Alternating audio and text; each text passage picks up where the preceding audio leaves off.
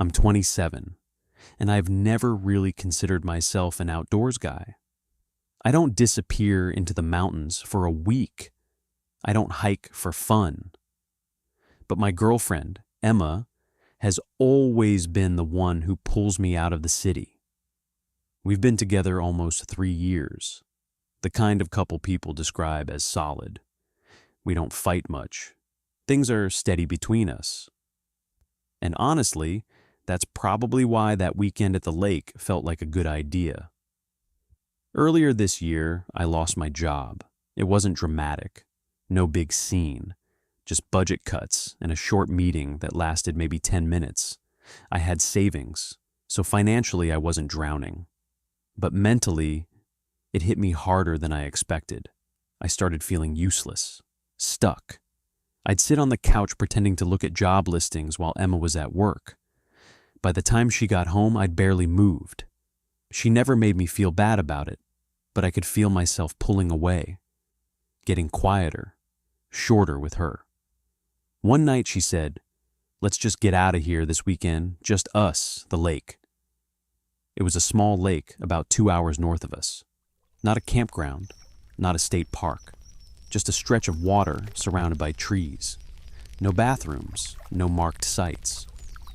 The kind of place you only find because someone once mentioned it, or because you took a dirt road that didn't look promising. We'd been there once before in the summer. It was empty then. We left late afternoon. The sky was overcast, that flat gray that makes everything feel slower. Emma had music playing softly. She kept reaching over and squeezing my hand while I drove. When we got there, the sun was already dropping behind the trees. The lake looked darker than I remembered. Still, almost heavy. We found a spot a little off the main path, far enough that no one would casually walk by. We set up the tent, started a small fire. Nothing fancy. It felt good, simple. We sat close together under one blanket. Emma rested her head on my shoulder. She told me I'd figure things out. That this rough patch didn't define me. I remember the way her fingers traced small circles on my arm. There was no tension, no weird feeling, just quiet. At some point, I noticed a small light across the lake. Faint.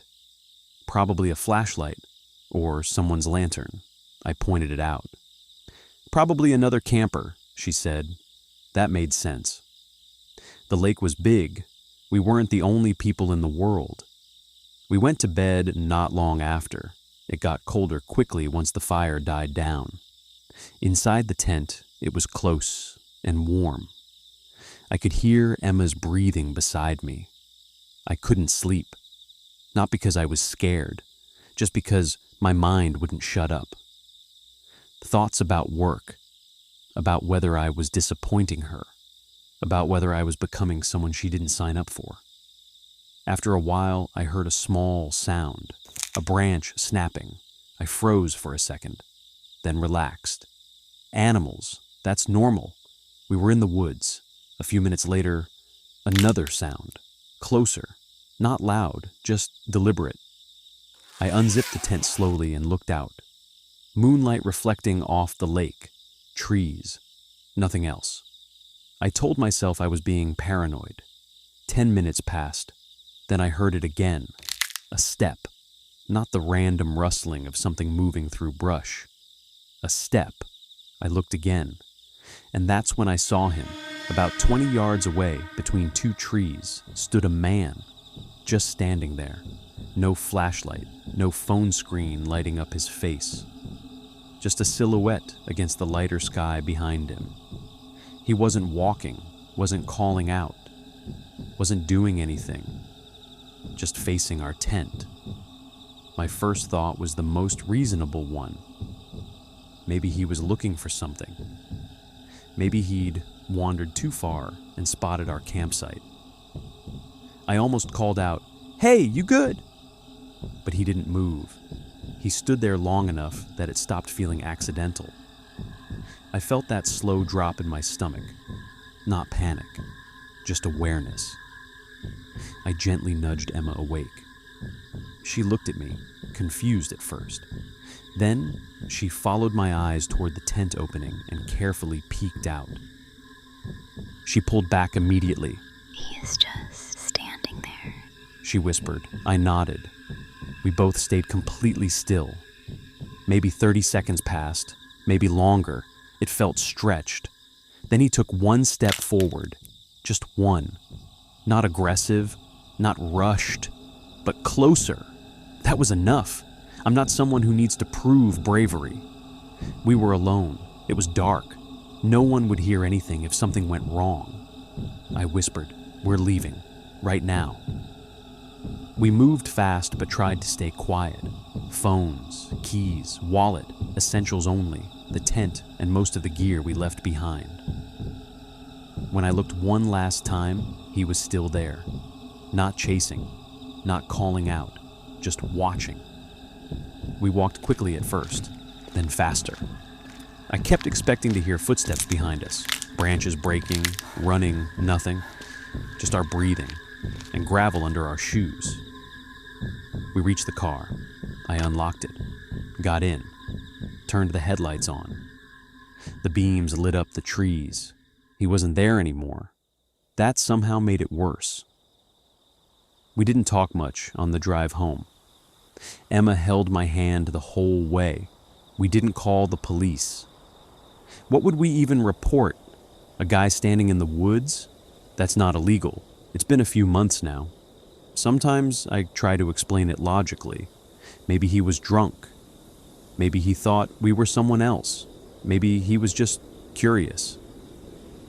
But there's one thing I haven't told Emma. Right before we started packing up, when I looked at him that last time, I could have sworn he tilted his head slightly, like he was studying us. And I don't know what's worse, if he was just a random guy who happened to be there, or if he'd been watching us long before I ever noticed him. We haven't gone back to that lake. And whenever we plan a trip now, I check to make sure there are other people nearby. Because silence in the woods is one thing, but knowing someone can stand in that silence and just watch you, that's something else.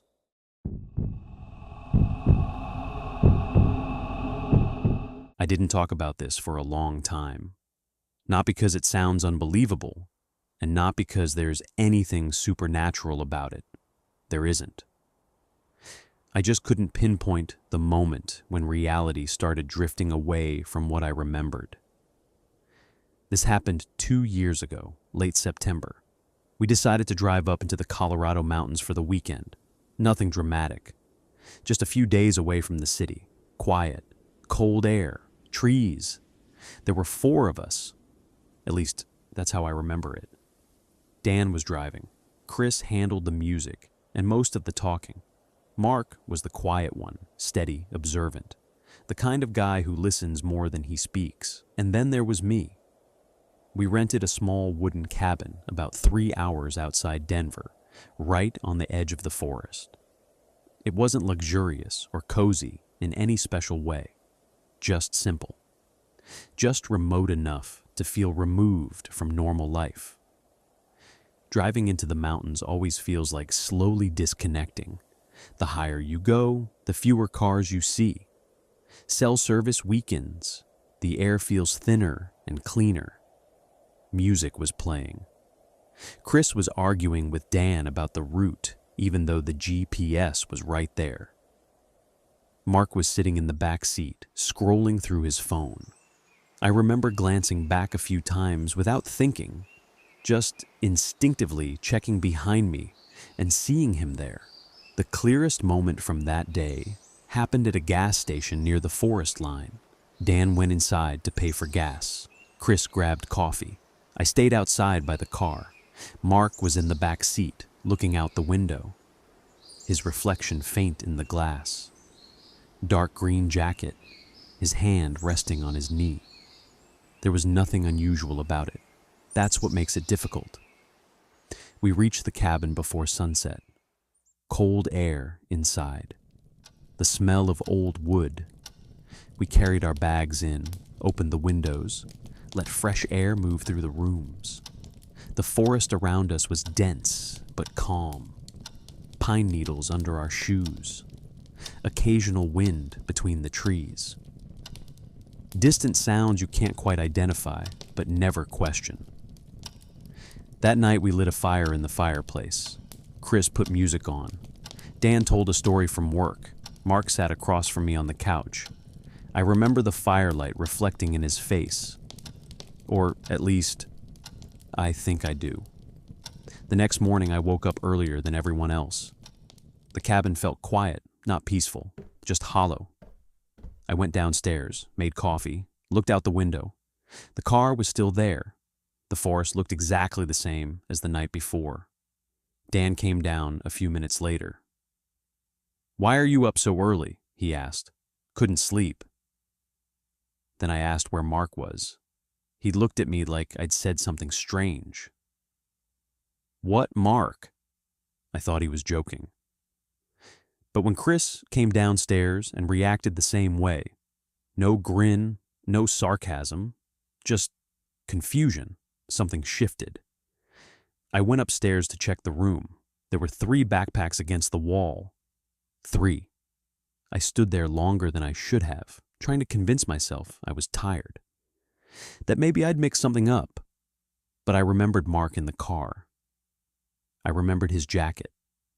I remembered him sitting across from me the night before. Downstairs, there were 3 mugs. 3. I stopped pushing it. The day passed quietly, but the feeling didn't. That evening, I went through the photos from the trip. Every single picture showed just me, Dan, and Chris. No one else.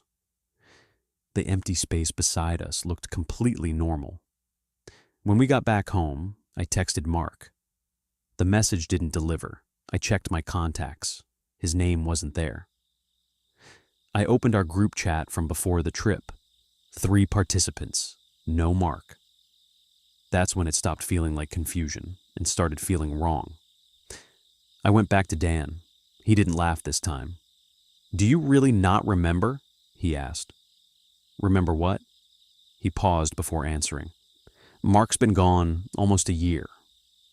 At first, I thought he meant they'd drifted apart. But he wasn't speaking metaphorically. Mark died the previous fall. Car accident. Wet road. Lost control. It happened fast. I was at the funeral. I remember the cold air. His parents standing there. The sound of dirt hitting the casket. And somehow, I had separated that memory from everything else. Dan told me that the week before the trip, I had started mentioning Mark casually, like he was still around. They assumed I was struggling with the anniversary coming up. But when I insisted he had been in the cabin, sleeping downstairs, they realized it wasn't just grief. I don't remember those conversations. What I do remember is the argument Mark and I had a few days before the accident. It wasn't serious, just something small. I canceled plans. He texted me. "We'll talk later." Later never happened. I read the message about his death in the middle of the night. The room was dark, except for my phone screen. I felt something tighten in my chest, like my body didn't want to process it. I didn't cry. I just put the phone down. A therapist later explained it simply. When loss is mixed with guilt or unfinished conversations, the brain sometimes protects itself. It doesn't erase the person, it keeps them present, like the story hasn't fully ended. The mountain trip happened almost exactly 1 year after the accident. The year before, the 4 of us had planned that same trip, but canceled. When we finally made it, everything lined up too perfectly. Same road, same cabin, same group, except one. My brain filled in the missing piece. When I saw Mark in the back seat, it wasn't a ghost, it wasn't a hallucination. It was memory layered over reality. That's why he barely spoke in my recollection.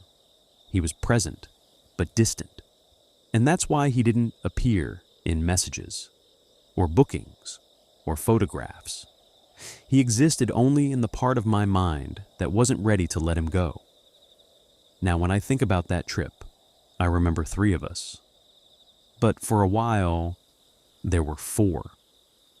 If you ask me whether there was a 4th passenger in that car, I'll answer honestly, no. But I understand why I saw him.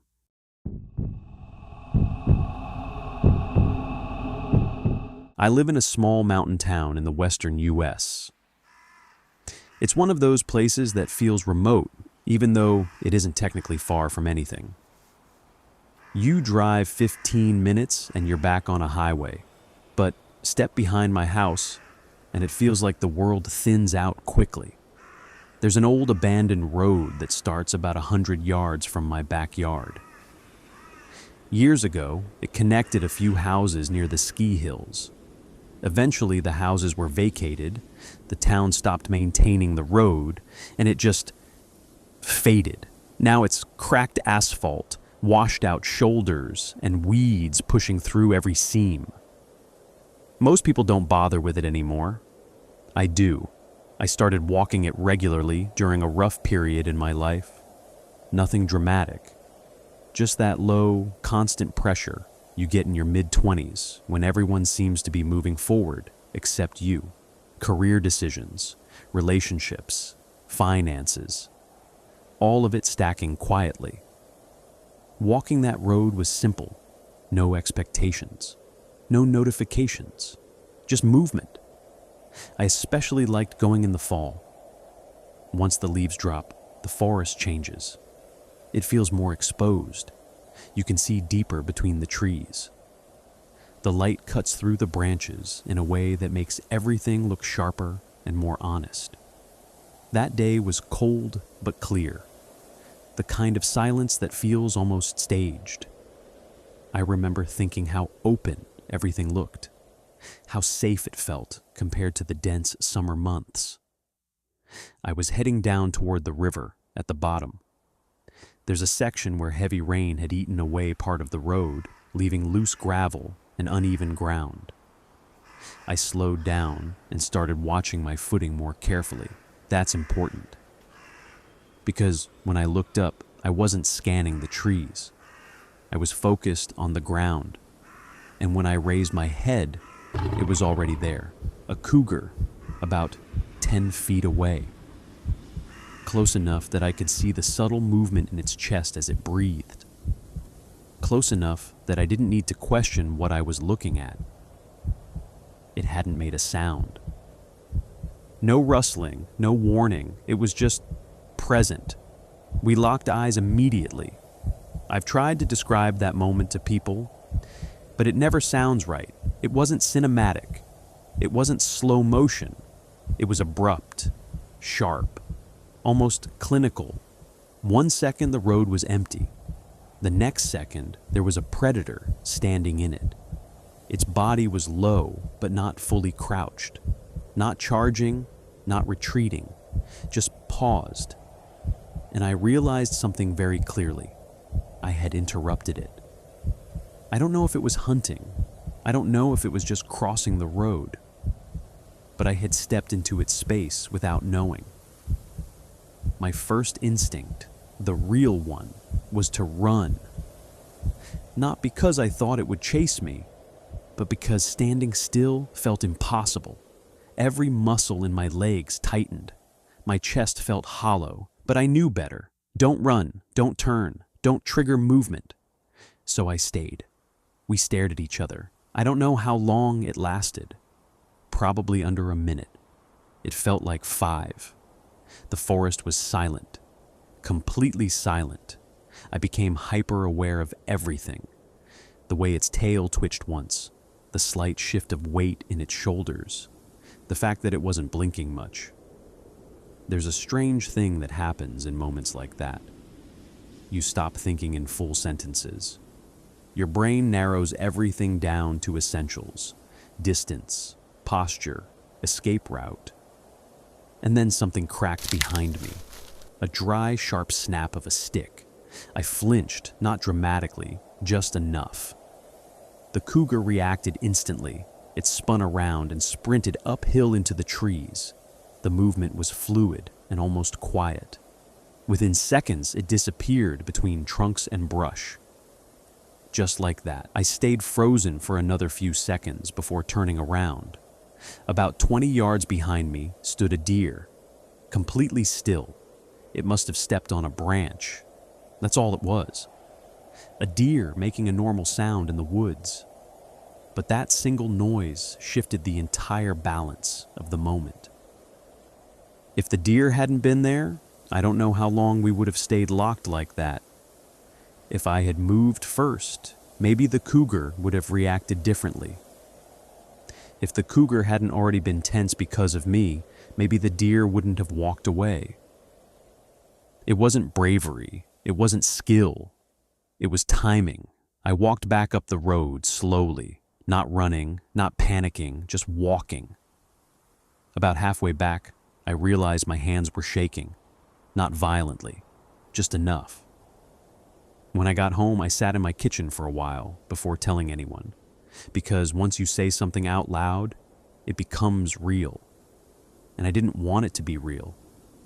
The part that stuck with me wasn't the fear. It was how normal the forest had looked seconds before. How safe I felt because the leaves were gone, and I could see everything. I couldn't see anything. I was 10 feet away from something that could have changed my life in under 2 seconds. I still hike that road. I refuse to let one moment take that from me, but I walk differently now.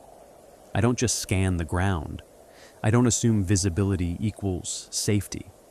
And every time I hear a branch snap behind me, my body reacts before my brain does, because sometimes it's just a deer, and sometimes it isn't. And the difference between those two things can be about 10 feet.